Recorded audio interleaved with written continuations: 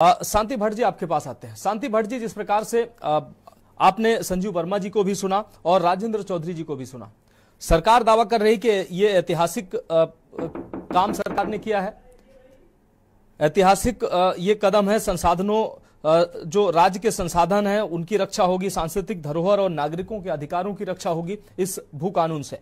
लेकिन राजेंद्र चौधरी जी कह रहे हैं कि कहीं ना कहीं अगर इस कानून से नुकसान भी होने वाले हैं, तो आपको क्या लगता है, क्या प्रदेश की जनता को इस सशक्त भू कानून से फायदा होने वाला है? और पहले के कानून से अब ये जो कानून आने वाला है, ये कितना अलग आपको नजर आता है? देखिए मानस जी, ये पहला राज्य होगा जहां के अपने ही जनप्रतिनिधियों ने अपने राज्य की संपदाओं को लुटाने में कोई कमी नहीं छोड़ी। इतिहास गवाह है, सनातन में 2 गज जमीन न देने पे महाभारत हो गई। और जिस राज्य की संपदाएं लुट जाती हैं, उस राज्य का अस्तित्व कितने खतरे में पड़ जाता है, ये बताने की जरूरत नहीं है।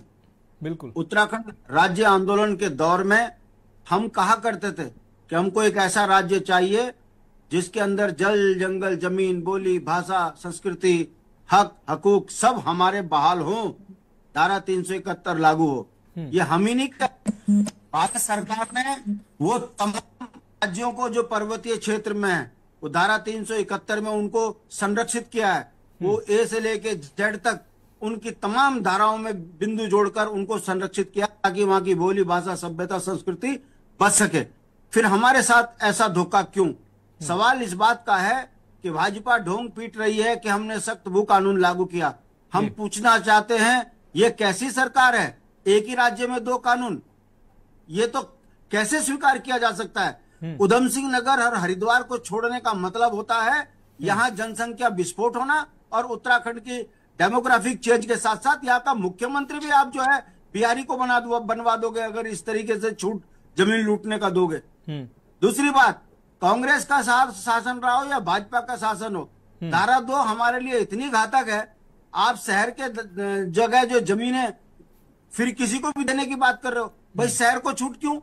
आपने देहरादून को 100 वार्डों में बदल के नगर निगम बनाकर 100 वार्ड को दे दिया, बढ़ा दिया नगर निगम, और सारी जमीन जो है ग्रामीणों की ले ली।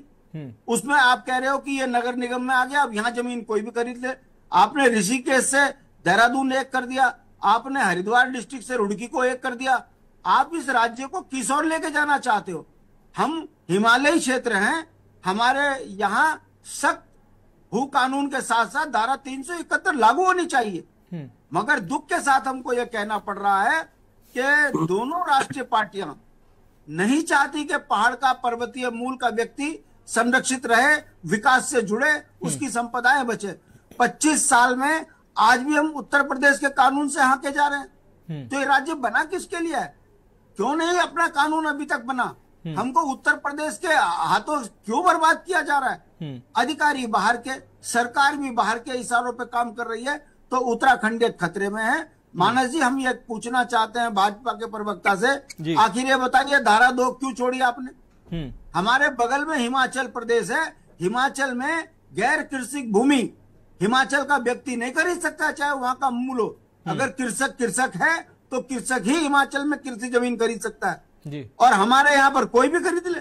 मेरा कहने का मतलब है, हम सीमांत क्षेत्र के लोग हैं। हम इसीलिए नहीं कह रहे कि हमको धारा 371 लागू करो, हमारी जमीनें बचाओ। हमारा ये कहना है, हम सीमांत क्षेत्र के लोग हैं, विषम भौगोलिक परिस्थितियों में जीने वाले लोग हैं। नेपाल, चाइना हमारे नजदीक है, हमको हर तरफ से सुरक्षा चाहिए। यदि इसी तरीके से बंदरबाट होगी तो ना तो सीमा सुरक्षित होगी, ना पर्वतीय मूल की संस्कृति सुरक्षित होगी। हमारी बोली भाषा पर काम नहीं हो पा रहा है। ये आज 25 साल के बाद हम वो बात कह रहे हैं जो राज्य आंदोलन में कहा करते थे, हमें चाहिए सख्त कानून, भू कानून, मूल निवास। यहाँ आप उत्तराखंड के साथ जो धोखा कर रहे हो, ये उसी का परिणाम है कि आज उत्तराखंड का जनमानस इस भू कानून के माध्यम से केवल ये कह रहा है कि सरकार ने आंख में धूल झोंकने का काम किया है। सरकार बताए हरिद्वार, उधम सिंह नगर को क्यों छोड़ा? सरकार बताए धारा 2 के तहत आपने शहरों में बाहर वालों को जमीन खरीदने की छूट क्यों दी? सरकार ये बताए कि आप जिस तरीके से नगरों का विस्तार कर रहे हो, नगर पालिकाओं का विस्तार कर रहे हो, तो ये जमीनें आप क्यों गांव की बर्बाद कर रहे हो? सरकार के पास इसका कोई जवाब नहीं है।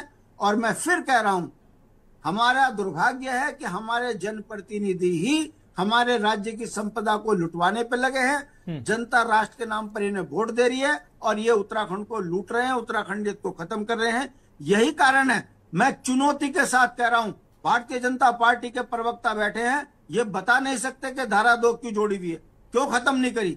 ये बता नहीं सकते उधम सिंह नगर और हरिद्वार को उत्तराखंड में क्यों जमीनों से अलग कर दिया गया भू कानून से।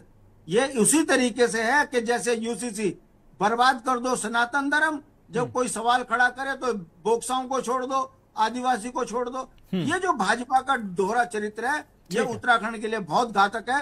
और हम ऐसे भू कानून से कहीं तक भी खुश नहीं हो सकते जिस भू कानून में बहुत लोग हैं। बताइए, मुख्यमंत्री के पास जाओ, अप्रूवल मिल जाएगी, फिर 143 करवाओ और उसके बाद कहीं पे भी जमीन खरीद लो। भाई मुख्यमंत्री भूमाफिया बन गए क्या आप?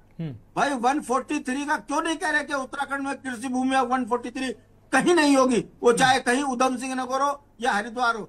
अगर किसी को हरिद्वार उधम सिंह नगर में जमीन चाहिए खेती के लिए, तो पार्टनर बनकर क्यों किसान के साथ काम नहीं करते? कहने का मतलब है, दुनिया के आंख में धूल झोंकने का काम इस भू कानून के तहत किया है। यह उत्तराखंड के लिए बहुत घातक भू कानून है।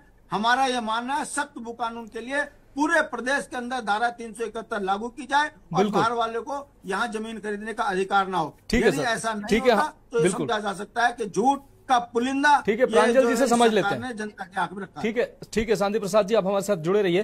प्रांजल नोडियाल जी हमारे साथ जुड़े हुए हैं, भू कानून संघर्ष समिति के महासचिव हैं और संघर्ष समिति में लगातार काम करते रहे हैं और लगातार संघर्ष भी करते रहे हैं। प्रांजल जी, आपसे समझेंगे, जो मौजूदा समय में जो जिसको सशक्त भू कानून कहा जा रहा है, पहले से ये कितना अलग है, प्रदेश की जनता को इससे कितना लाभ होने वाला है, और जो कई बिंदु अभी शांति प्रसाद भट्ट जी ने कहे हैं, राजेंद्र जी ने कहे हैं, उन बिंदुओं को देखते हुए ये जो भू कानून है, ये क्या सशक्त भू कानून होने वाला है, और जो जिस मंशा से इस कानून की मांग की जा रही थी, वो मंशा पूरी होने वाली है? देखिए मनोज जी, ये हमारे प्रदेश में की बड़ी विडंबना है कि जो भी राष्ट्रीय दलों की सरकार यहाँ रही, बारी बारी से इन्होंने यहाँ पर राज किया, लेकिन यहाँ पर जमीनों की हुर्द-बुर्द करने में और जो है इस पूरे प्रदेश की मूलभूत सुविधाओं को बिल्कुल इस जो है मूलभूत सुविधाओं से इसको निरीह करने में इन राष्ट्रीय दलों ने, दिल्ली से चलने वाले दलों ने कोई कसर नहीं छोड़ी। इस भू कानून में जो सो कॉल्ड, अभी तो टेबल नहीं हुआ है, हमें ये पता नहीं, लेकिन इसमें जो एक लाइन है कि ये जो भू कानून लागू होगा नगर पंचायत, नगर पालिका, नगर निगम क्षेत्र को छोड़कर, यानी कि 11 नगर निगम, 43 नगर पालिका और 46 नगर पंचायतों को छोड़कर यह भूमि कानून लागू होगा। यह भूमि कानून लागू आखिर होगा कहां, यही अभी तक सरकार को क्लियर नहीं है।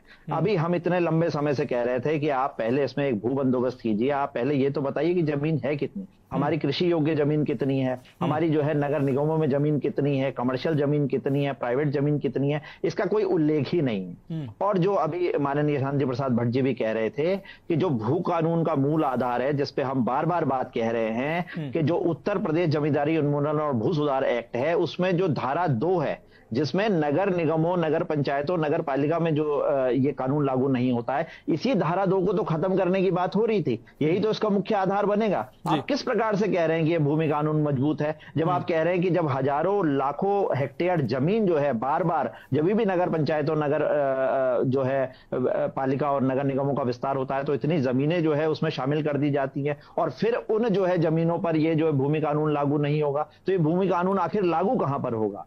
फिर आपने कहा कि जो है इसमें हरिद्वार और उधम सिंह नगर जो है शामिल नहीं होंगे।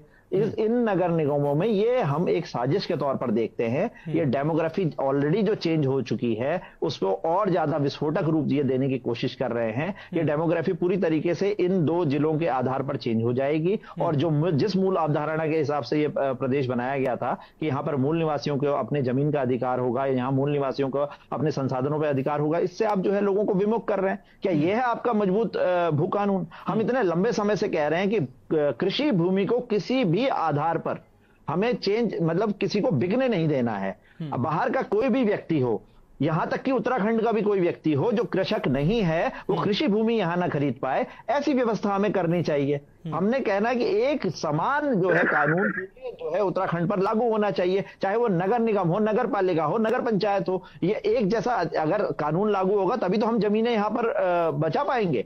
तो आखिर ये भू कानून है क्या, ये किस तरीके का भू कानून है और इसमें ये कह क्या रहे हैं, मेरी अभी तक ये नहीं समझ आया है कि जब ये कह रहे थे कि धारा अब हम 143 को 143 में जब लैंड यूज चेंज करते हैं, हम तो इसे पूरी तरह खत्म करने की बात कर रहे थे कि कृषि भूमि का किसी भी तरीके से व्यावसायिक उपयोग ना हो पाए। तो हम इस जो है इस 143 हमें कृषि भूमि पर लगाना ही नहीं है, करना ही नहीं है, लेकिन ये भी यथावत जो है जारी है।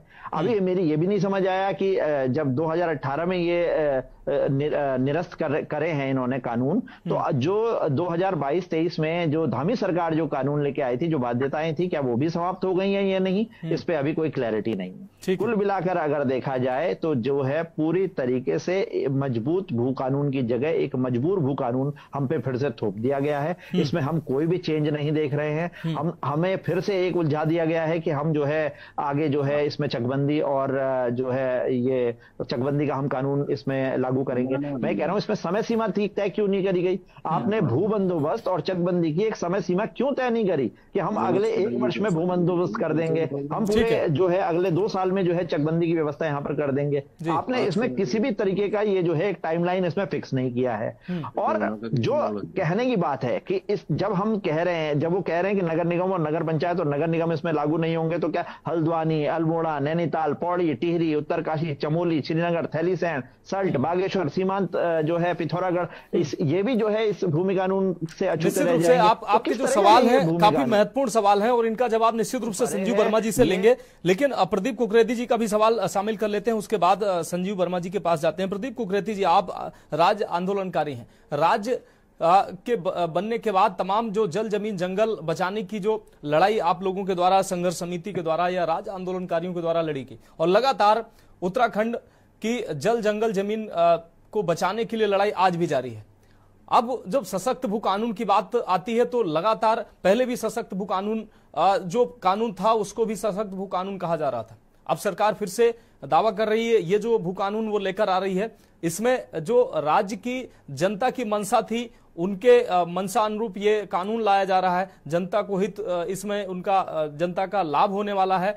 जो जनता की जो उत्तराखंड की जो धरोहर है वो बचेगी, सांस्कृतिक धरोहर, नागरिकों को इससे लाभ होने वाला है, तमाम चीजें हालांकि सरकार कह रही है। आपको क्या नजर आ रहा है कि इस भू कानून से आप खुश हैं कि सरकार भू कानून ला रही है? क्योंकि लंबे समय से लोगों की भी मांग थी।